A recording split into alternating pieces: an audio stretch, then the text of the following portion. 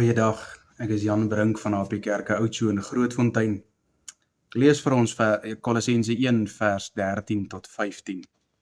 Hy wat ons verlos het uit die mag van die duisternis en oorgebring het in die koninkryk van die seun van sy liefde, in wie ons die verlossing het deur sy bloed, naamlik die vergifnis van die sondes.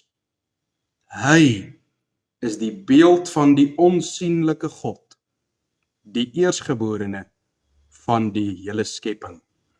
Vriende, Paulus leer in vers 15, Jezus is die beeld van die onsienlike God.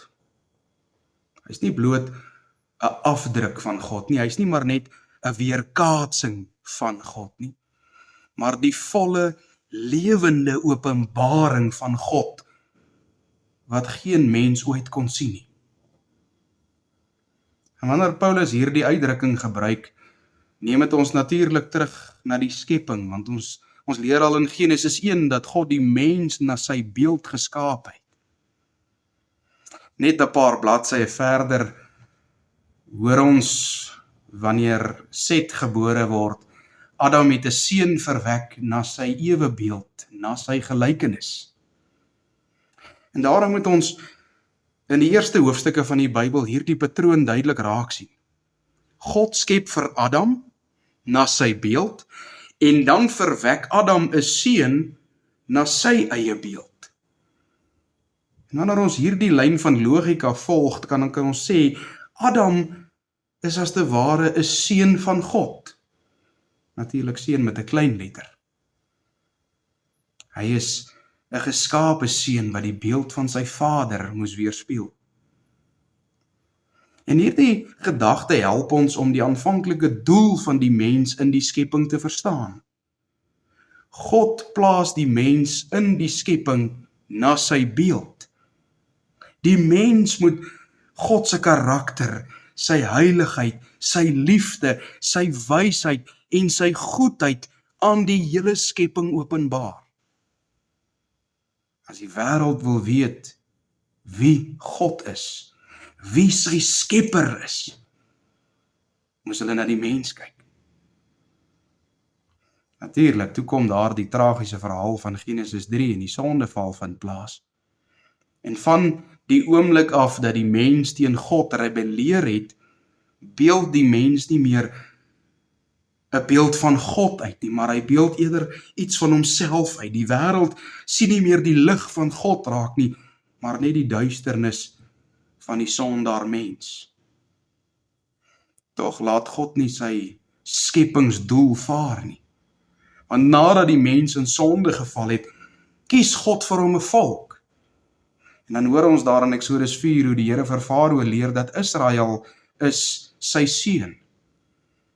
God kies vir Israel om hierdie beeld van hom voor te vat. Hy sonder hulle af en hy gebruik Israel om in die wêreld bekend te maak wie hy is. Daarom het hy hulle verlos uit Egipte, hy het hulle deur die woestyn gebring tot in die beloofde land. Deur hierdie volk moes die nasies wat rondom hulle was sien, wie is God? Hulle moes sy heiligheid sien, hulle moes sy genade sien, hulle moes veral sy verbondstrou sien, as hulle na Israel kyk. Maar net soos Adam, het Israel geval. Hulle val telkens in sonde. Hulle misvorm as te ware daardie beeld wat hulle moes uitdra. En daarom word dit vir ons al hoe duideliker dat die wêreld het meer nodig as Adam.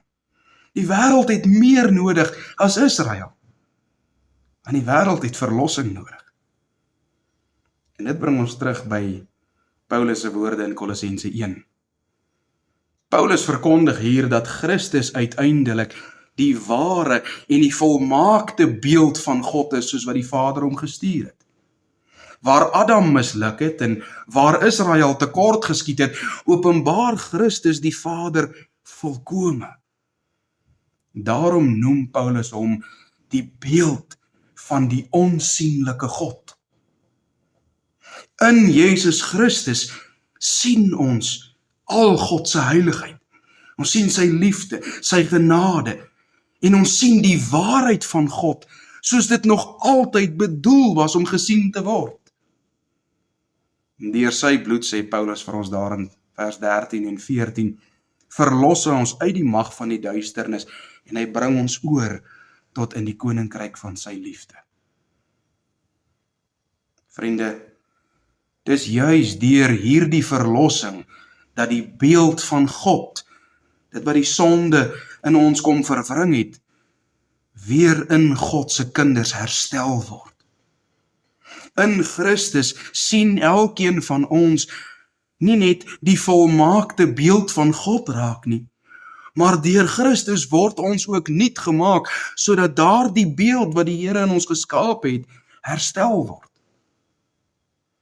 En dit bring ons by die vraag, wat vra hierdie gedeelte dan nou van elkeen van ons? As Christus die volmaakte beeld van God is, en as hy ons uit die mag van die duisternis uit oorgebring het in sy wonderbare lig, dan kan ons mos nie meer leef asof ons maar net aan onsself behoort nie. Die doel van ons verlossing is nie bloot maar net sodat ek en jy eendag kan hemel toe gaan nie. Die doel van ons verlossing is ten diepste dat die beeld van God weer binne ons sigbaar sal word en uitstraal uit ons lewens. Wanneer mense na ons kyk, behoort hulle iets van Christus raak te sien, iets van sy liefde, sy heiligheid, sy volmaaktheid, sy genade.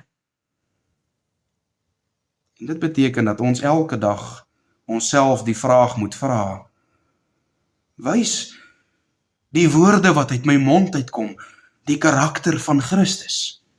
Wys my optrede wat die mense elke dag rondom my sien, die karakter van Christus.